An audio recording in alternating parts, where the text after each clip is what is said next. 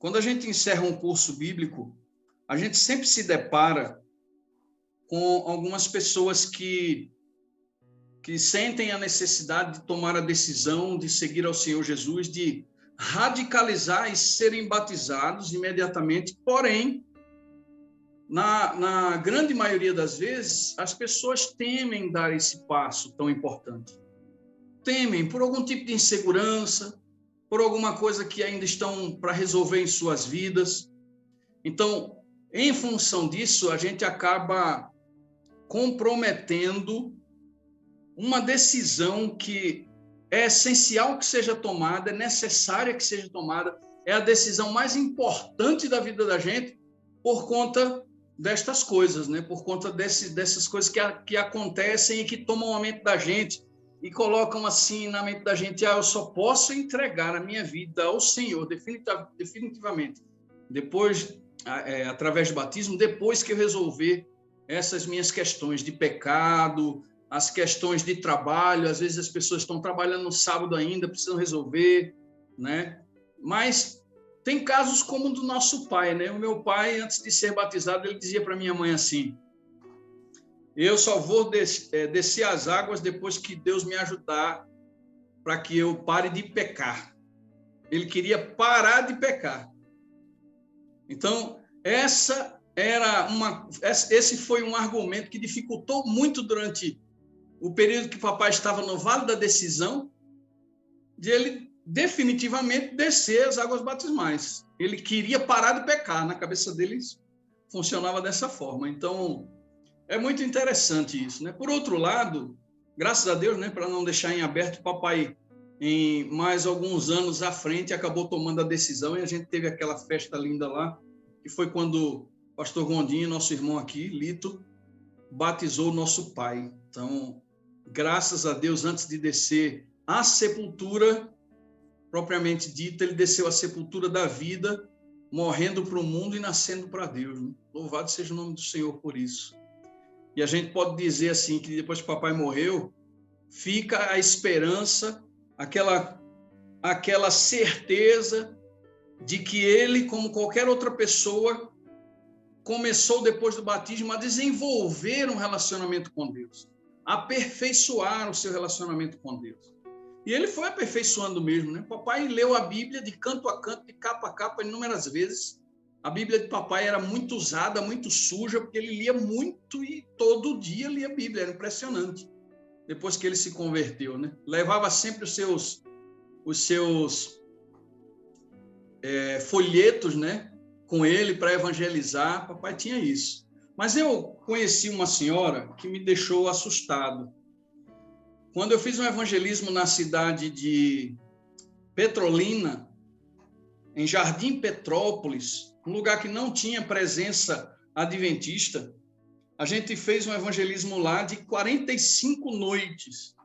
Então, eu tive a oportunidade de dar estudo para uma dessas pessoas que assistiu ao evangelismo.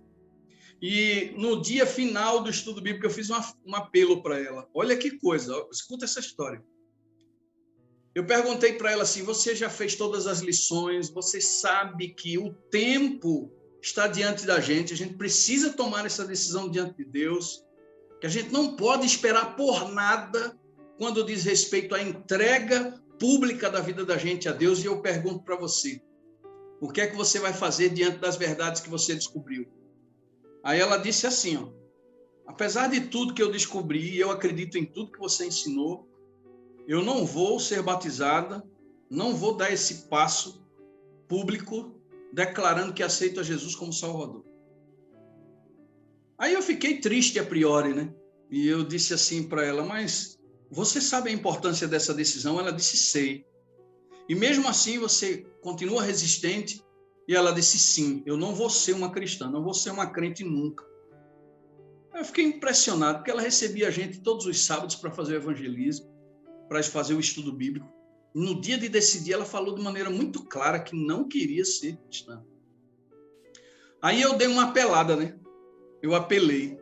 Eu disse assim: mas você lembra que a gente estudou sobre o juízo? Que nós estamos vivendo um tempo crucial e muito importante, e que você vai comparecer diante de Deus, quer queira ou não. O que é que você vai dizer para ele nesse dia? Sabe qual foi a resposta dessa mulher para mim? Eu vou dizer: Senhor, eu ouvi a verdade, entendi o caminho que eu precisava trilhar, mas eu escolhi não trilhar esse caminho. Aí, para mim, fechou a boca do saco, né? Eu disse: não tem jeito, essa aqui está decidida realmente a não entregar a sua vida ao Senhor Jesus. E fiquei muito triste com aquela resposta. Mas foi uma resposta muito sincera. E eu digo uma coisa para vocês. Segundo está escrito no Apocalipse, Deus prefere, Ele prefere que a gente seja frio ou quente, mas morno, ficar em cima do muro. Não sei se vou, não sei se fico, não sei se entrego minha vida, não sei se não entrega. Mornidão. Apocalipse diz que Deus, ele não suporta uma postura de incerteza e uma postura de indiferença.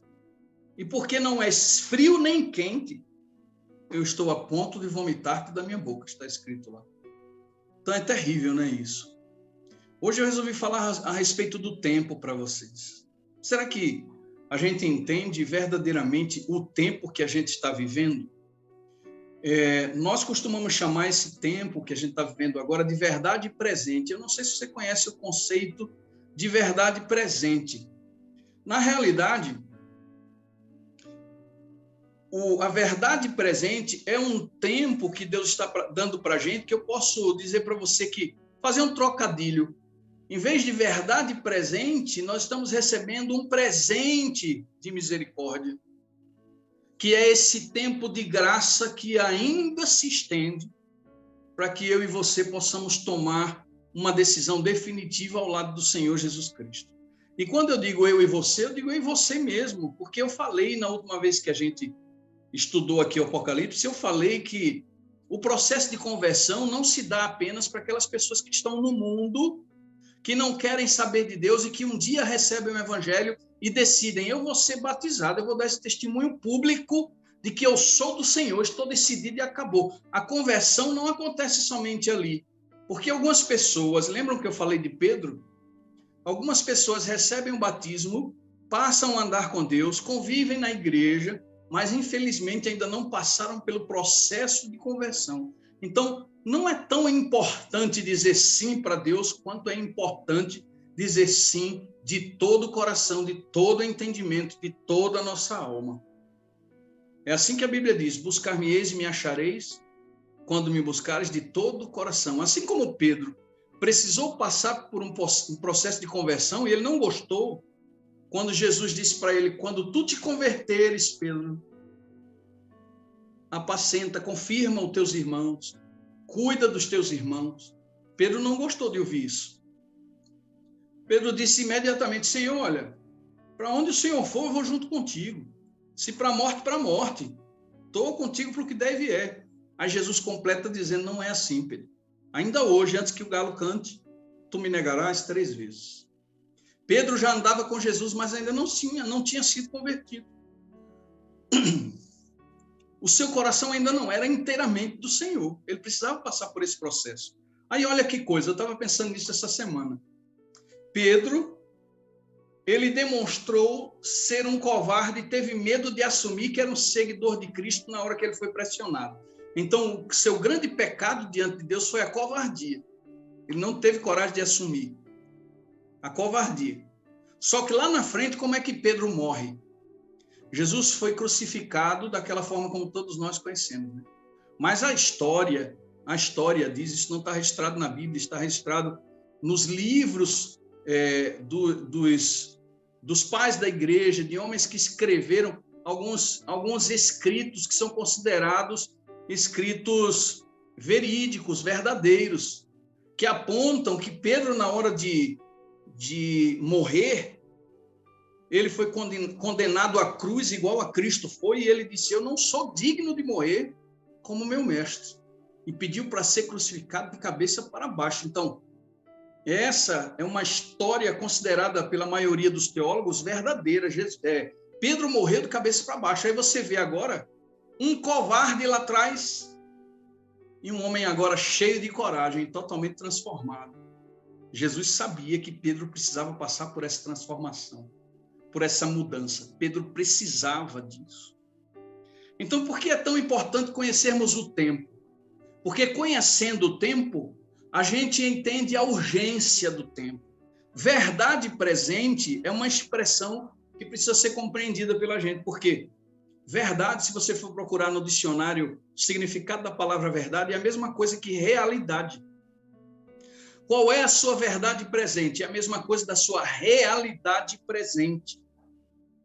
Eu creio que agora, nesse momento, o céu estará a enviar um último chamado de Deus ao mundo.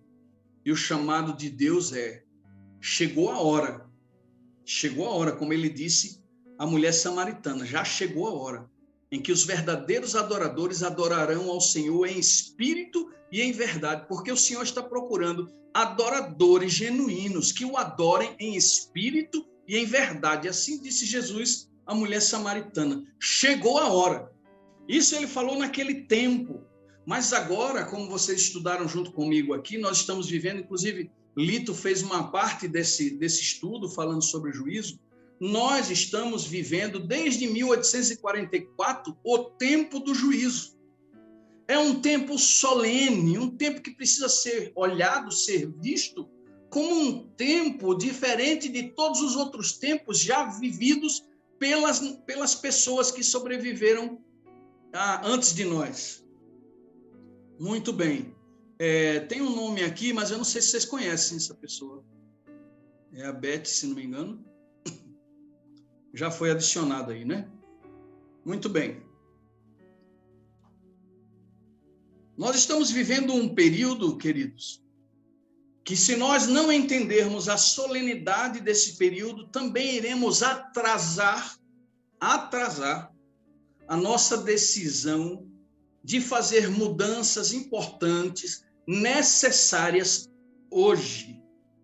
Hoje. Nós podemos classificar, como eu disse, essa verdade presente como um presente de misericórdia. Um presente de misericórdia. A verdade presente é uma realidade tão solene que deve mudar tudo ao nosso redor. Como é que isso acontece? Você deve perguntar para mim. Como é que uma realidade presente pode mudar tudo ao nosso redor? Vou dar um exemplo aqui para vocês. Eu, há algum tempo atrás, passei por uma enchente quando eu morei na cidade de Palmares, em Pernambuco. A vida estava seguindo o seu rumo, nós estávamos cuidando da igreja, pregando o evangelho, trabalhando livremente ali, mas de repente veio uma enchente. Eu morava numa casa que tinha um primeiro andar, onde nós colocamos todos os nossos móveis para cima, mas a água veio nesse lugar onde eu morava, com 8 metros e alguma coisa, e mesmo a casa de cima foi tomada, coberta pela água. As pessoas da igreja ficaram, muitas pessoas ilhadas, algumas pessoas desapareceram, uma fome tomou conta daquela cidade. Agora, a minha verdade presente, olha só, de um momento de trabalho comum, como a vida de qualquer outro pastor, mudou da água para o vinho. Do dia para a noite, mudou. A minha verdade presente agora era cuidar do bem-estar da igreja, alimentar a igreja, levar cesta básica, reconstruir casas que foram destruídas. Qual é a verdade presente ou a realidade presente dos moradores da Ucrânia hoje? Se você perguntar, a maioria deles vai dizer: a minha verdade presente, a realidade presente é a sobrevivência. Biblicamente, a gente tem alguns exemplos aqui. O mundo edênico. No livro História da Redenção, Ellen White diz que depois que Satanás saiu a tentar os mundos, Deus enviou um anjo para falar com Adão e Eva e anunciar para Adão e Eva que Lúcifer tinha se rebelado e que ele estava tentando de todas as formas conseguir mais adeptos para a sua rebelião. E eles o casal deveriam ficar atentos. Qual era a realidade presente agora? Eles estavam num mundo perfeito, era o paraíso. Se encontravam com Deus todas as tardes. Estavam iniciando o processo de multiplicação, iriam encher a terra com seres santos. mas agora tem um perigo no ar. Agora tem um anjo rebelado que está passando em toda parte, tentando arregimentar mais pessoas para sua rebelião. O que acontece? A verdade presente agora muda. Agora eles estão debaixo de uma realidade presente que deve fazer com que eles fiquem atentos. E o grande problema de Adão e Eva foi não terem dado ouvidos à verdade presente, à realidade presente. Eles não se prepararam para aquela conversa na árvore da ciência do bem e do mal junto à serpente. Eles não estavam preparados para isso. Porém, eles haviam sido advertidos. Quando a gente fecha os ouvidos para a realidade presente, Satanás ganha espaço e coloca diante de nós coisas que acabam sendo mais importantes do que a realidade do momento. A realidade do momento. Muito bem, queridos. Nesses últimos dias, Deus também cuidará de advertir o seu povo, a respeito das intenções de Satanás. Porque está escrito lá, em Apocalipse 12, verso 12, está escrito assim, ó: ai da terra e do mar, pois o diabo desceu sobre vós com grande ira, sabendo que pouco tempo lhe resta. Olha o anúncio de Deus, o mesmo anúncio que Deus deu para Adão e Eva lá no Éden. Aqui também Deus está dando um anúncio para o mundo inteiro. Olha, chegou a hora do juízo. Sabe o que significa? Que Satanás agora entende que falta pouco tempo para ele, e em virtude disso ele vem com grande ira, sabendo que pouco tempo lhe resta, para induzir você a continuar com os seus mesmos vícios, os seus mesmos pecados, para intensificar ainda mais a tua vida. Se você tem um espírito imoral, ele vai fazer crescer a tua imoralidade, ele vai alimentar a tua imoralidade. Se você é uma pessoa iracunda, ele vai fazer você uma pessoa mais irada do que o normal. Se você tem dificuldade de perdoar, ele vai fazer isso com você também. Se você é um glutão e você não prestar atenção nessa verdade presente, Satanás, irado, descerá sobre a tua vida para fazer você ainda pior no que diz respeito à glutonaria, à intemperança. São tempos difíceis. Um tempo de juízo que também envolve a ira satânica. Nós estamos correndo um risco muito sério se não decidirmos todos os dias andarmos na presença do Senhor e fazermos dele Senhor da nossa vida. Senhor da nossa vida.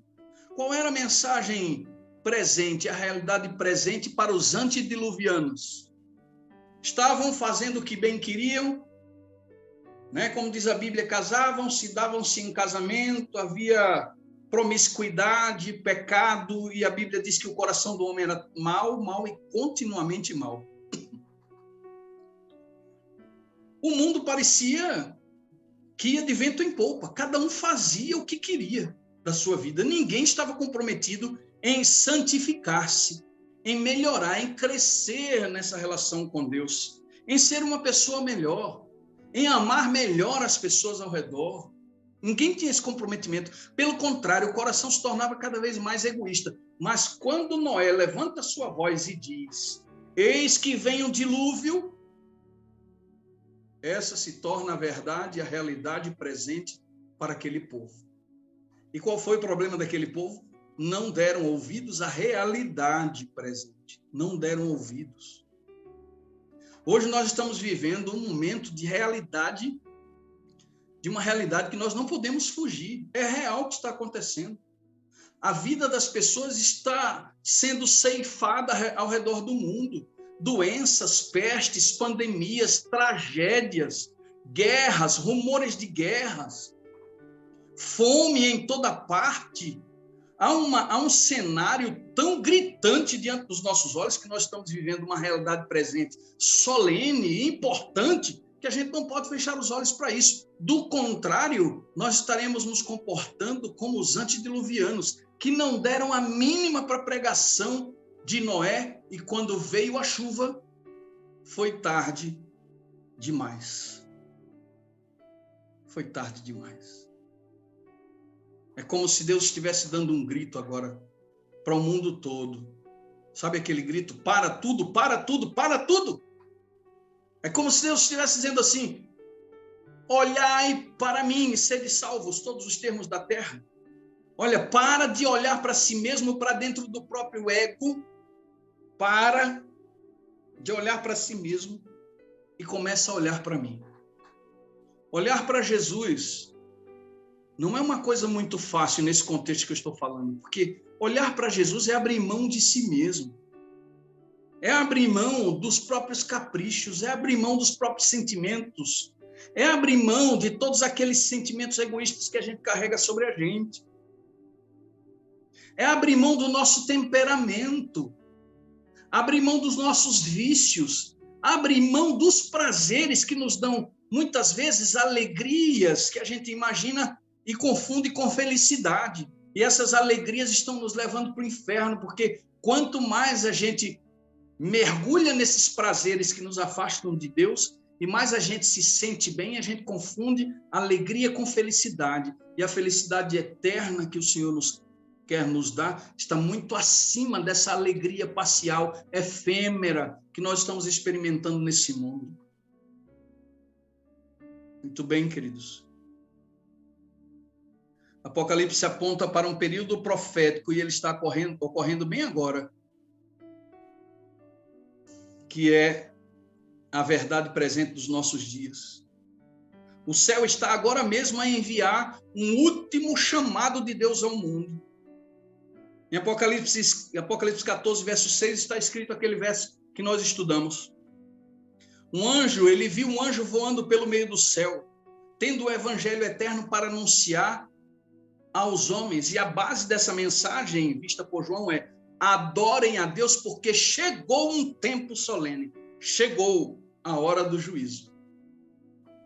Se você não abrir os seus olhos para o tempo que está vivendo, você estará perdido. Se eu não quiser olhar para esse tempo como um tempo solene, não há esperança para mim. Serei como aqueles que não acreditaram num dilúvio, por mais misericórdia que Deus tivesse, e por tantos anos Deus permitisse que Noé pregasse a mesma mensagem, ainda assim não deram crédito à pregação. A verdade presente para os nossos dias envolve a adoração.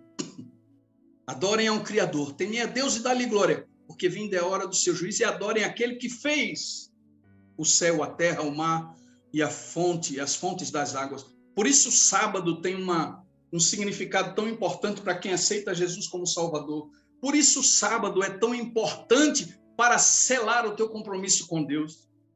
Acreditar que o sábado é o dia do Senhor e que foi estipulado para você como memorial da criação e como símbolo de libertação. Acreditar dessa forma é extremamente importante para que você cele a tua vida com Deus. Além de entregar a tua vida através do batismo, além de reconsagrar a tua vida, mesmo que você já tenha sido batizado, nós precisamos olhar para o sábado como uma forma que Deus encontrou para regenerar o seu povo e trazer seu povo de volta para si. Eu vi recentemente um pensamento que eu achei lindo. O sábado é um símbolo da salvação pela graça. Quando ele foi dado ao povo de Israel, o povo de Israel era escravizado, obrigado a trabalhar todos os dias da semana, sem intervalo. Já pararam para pensar nisso? Deus leva o povo de Israel para o deserto e lá ele diz assim: no sábado vocês vão descansar, é santo dia do Senhor. O sábado foi libertação, o sábado foi símbolo de graça. Eles viviam escravizados, é por isso que antes de apresentar a lei, Deus diz: eu sou o Senhor teu Deus que te tirei da terra do Egito, da casa de servidão, da escravatura.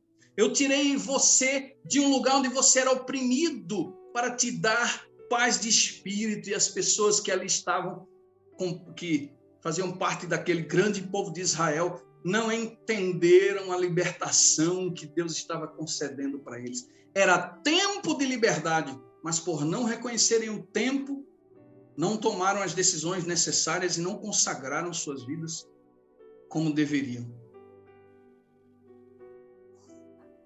Muito bem, queridos. Deus está respondendo agora uma pergunta que a maioria dos crentes e incrédulos estão fazendo. o que está acontecendo? Que tempo é esse? Eu estava pensando essa semana. A nossa família Gondim. Eu estava pensando assim, quem é que está passando agora, nesse momento, dos meus irmãos, por algum momento de provação?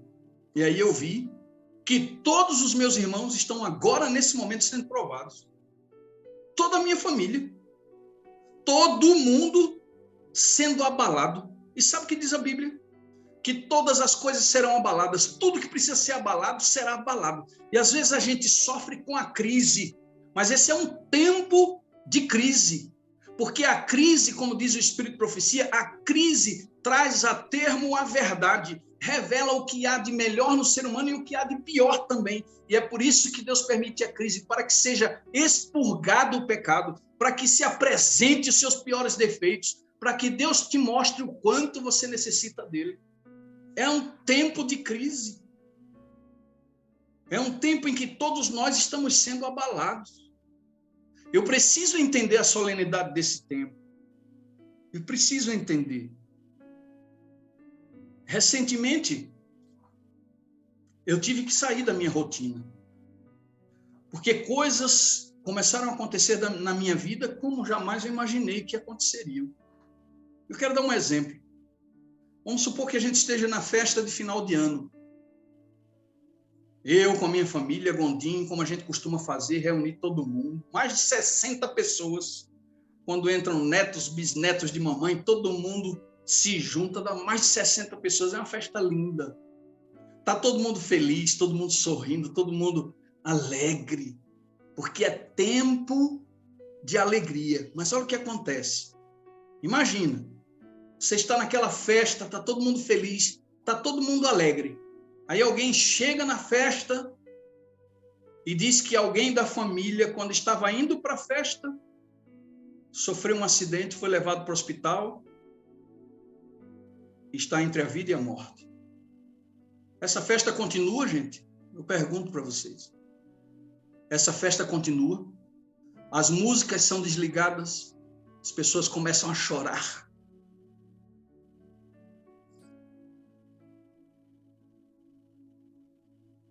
Porque a realidade presente muda de uma hora para outra.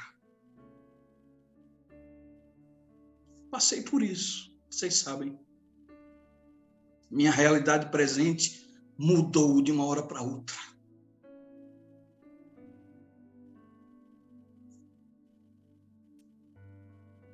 Nós precisamos entender que esse tempo que a gente está vivendo é uma realidade presente, tão solene, mas tão solene, que as músicas devem ser desligadas. A euforia deve ser deixada de lado. Como diz a serva do Senhor, não é nem mais tempo de celebrar, é tempo de chorar entre o pórtico e o altar. Quando Joel falou da sua realidade presente para o povo de Israel, da verdade presente do seu tempo, ele disse, Deus falou através dele, tocai a trombeta em Sião e dai voz de rebate no meu santo monte, perturbem-se todos os moradores da terra, a noiva saia da sua recâmara e o noivo saia do seu aposento. Acabou a festa, meu querido, acabou tudo. O momento agora é de solenidade, é de oração, é de clamor, é de aproximação do Senhor Jesus, é de tomar decisões que vai chocar as pessoas ao nosso lado, porém são decisões eternas e profundas que precisam ser tomadas hoje e agora, para que estejamos seguros se o Senhor hoje nos chamar. Porque Ele pode vir daqui a 10 anos, pode vir daqui a 2 anos, mas se descermos a sepultura hoje, pode ser que Ele venha hoje. E se hoje ouvires a sua voz, diz a sua palavra, não endureçais o vosso coração. Hoje é o dia da salvação. Hoje é o momento da reconciliação. Hoje é o dia para que eu avalie as minhas características, as piores características que ainda estão comigo e consagre a Deus isso. Existem coisas tão difíceis de abrir a mão e liberar, porque nós somos muito agente. E nós estamos vivendo um tempo que Deus está nos chamando para sermos Ele, para que o mundo olhe para nós e veja Cristo. Louvado seja o seu nome. Cristo, as pessoas precisam ver a Cristo. Eu preciso fazer as mudanças que tenho que fazer, mas eu não sou capaz de fazer sozinho. Eu preciso do Senhor Jesus em minha vida, preciso da atuação do Espírito agora na minha vida. Eu não posso mais atrasar as minhas decisões. Eu tenho que viver para a glória do meu Senhor. Eu espero que hoje Deus nos dê a graça de largarmos tudo que a gente está segurando com tanta força. Vocês já ouviram falar de uma armadilha de macaco? Como é que os macacos são presos na floresta? As pessoas fazem uma pequena gaiola com um buraco que só cabe a mão do macaco quando ela é colocada dentro da gaiola. Lá dentro tem uma banana. O macaco segura a banana, mas quando ele volta com a mão dele fica presa, porque ele está segurando a banana. Mas é simples. É só soltar a banana e tirar a mão. Mas o macaco não entende isso. Ele coloca a mão e segura. Satanás está fazendo isso na minha vida e na tua vida muitas vezes. Ele está permitindo que a gente segure determinadas coisas do nosso caráter. E a gente não larga, mas não larga. Os anos passam, os dias passam e a gente não larga. E Deus está dizendo, larga isso, porque eu quero te dar liberdade, eu quero tirar você dessa armadilha que Satanás aprontou para ti.